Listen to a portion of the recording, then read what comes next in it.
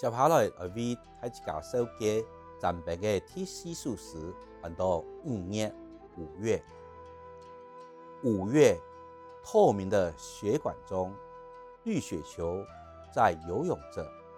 5月就是这样的生物。5月是以裸体走路，在丘陵以金毛呼吸，在旷野以荧光歌唱。于是5月不明的走路。赏析赏析，这数是在咱们发表的特殊形式。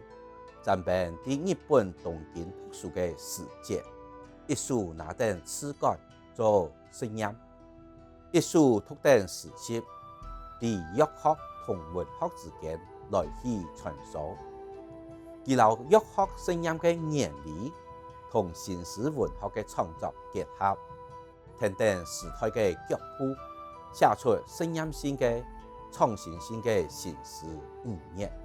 其7家是讲到亚述时的写作背景。5月的一天里，下课后，我还留在2楼的教室，靠窗眺望着校园里正在发绿芽的樱树。突然灵感顿生，不到2分钟，我的脑里就酝酿了一首诗。在一气呵成之下，我将脑海里的诗抄在纸上。5月就这样完成了。接着咱们对外特别投稿，收到日本诗人堀口大学的推荐，发表在《药草时刊》。时间是1943年的7月。在推荐词上，堀口写道：率直而感觉直截了当，而且想说的已充分表现出来。这首诗分作上下2段，各段都是4句，总共有8句。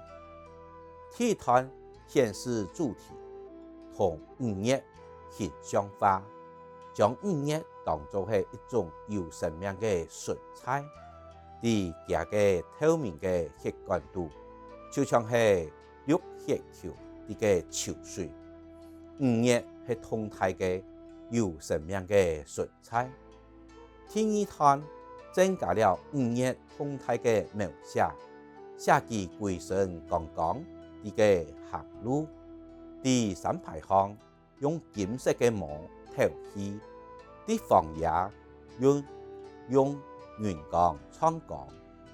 5月就按样一出毛血困的行路，在这表现出5月就是这样是日本东京春天的时节，万物充满生机，内里就有生命的气息行出来。咱们讲过，追求美的时候，我的血管里仿佛在流着绿血球；充满爱的时候，我的血管里就感觉正在流着红血球。